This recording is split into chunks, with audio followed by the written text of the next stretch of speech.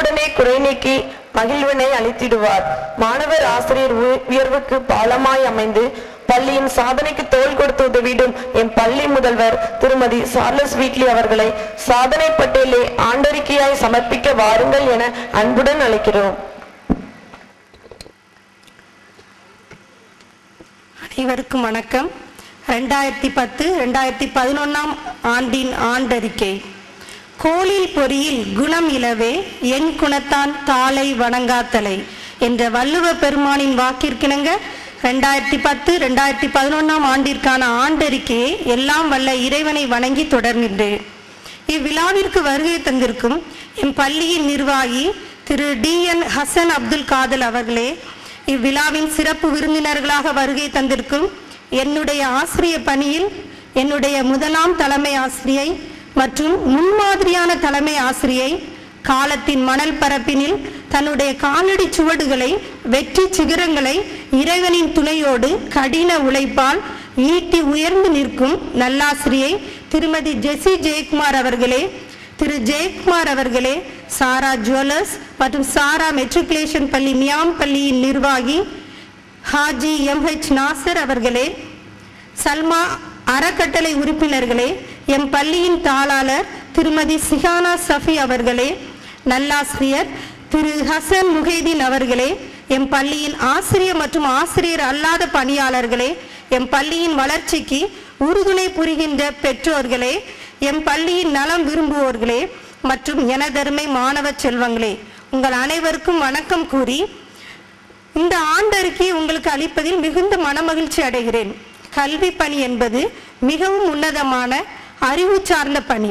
மிக உன்னதமான உலோகமாகிய மாணவ செல்வங்களை ஒளி வீசும் அணிகலன்களாக்கி மகிழ்கின்ற எம் ஆசிரிய பெருமக்கள் மிகச்சிறந்த கைவினைஞர்களே.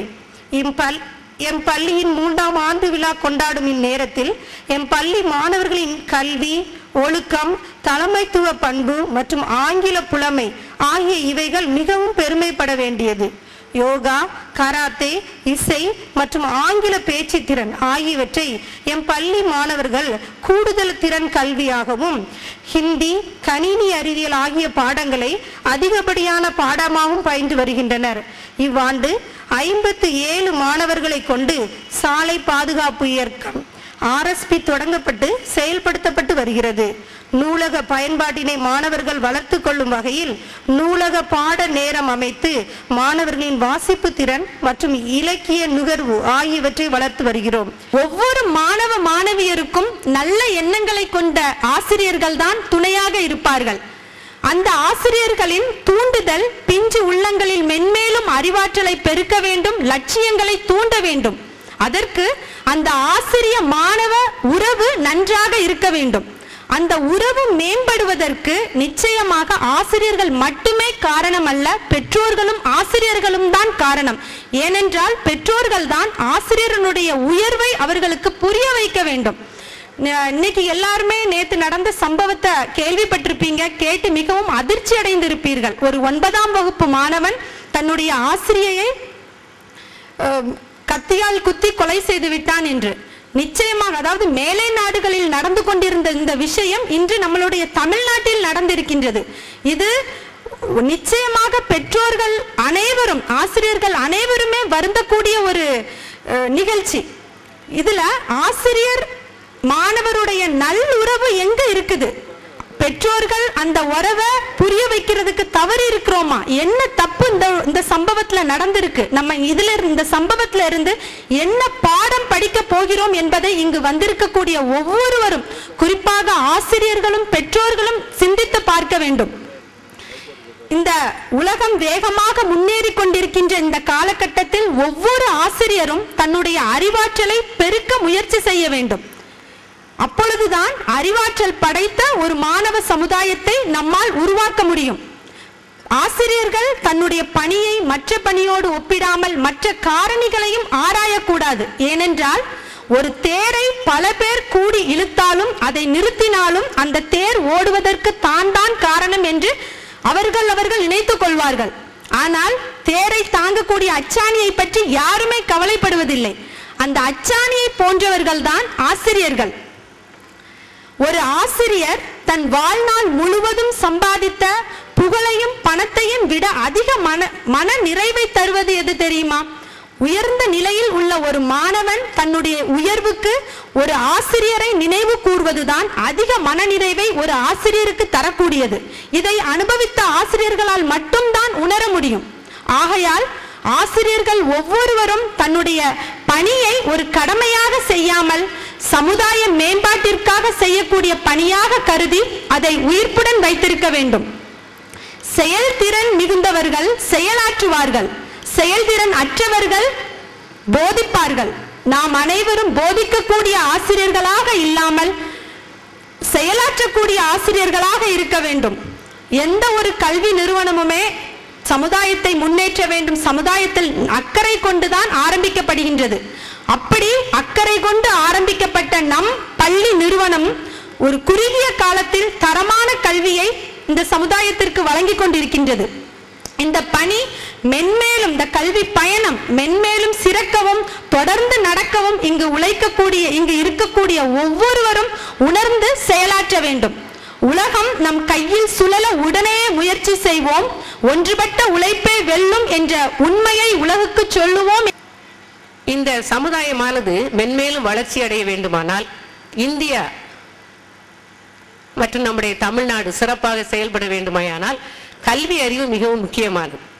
இன்றைய இளைஞர்கள் நாளைய தலைவர்கள், த பில்லர்ஸ் ஆஃப் இந்தியா, நம்முடைய நாட்டினுடைய தூண்கள் தான் இப்போ இருக்கிற இந்த இளைஞர்கள். அவர்கள் தான் இனிமே இதை தாங்க போறாங்க, வருங்கால சிற்பிகள். அவர்களுக்கு என்னென்ன பயிற்சி கொடுக்க வேண்டும் அல்லது அவருடைய சிறப்பை, கல்வியின் சிறப்பை உணர்ந்தவர்களாக அருமை ஃபவுண்டர் அவர்கள், நிறுவனர் அவர்கள் தங்களுடைய திறமை, தன்னுடைய அனுபவத்தை வைத்து இறைவனுடைய அருளால் இப்படிப்பட்ட ஒரு பிரம்மாண்டமான கட்டடத்தை கட்டி இந்த சமுதாயத்திலே ஒரு நல்ல ஒரு கல்வி வளர்ச்சிக்காக தன்னை அர்ப்பணித்துள்ளார்கள் என்று நினைத்தால் அவர்களை பாராட்டாமல் இருக்க முடியாது.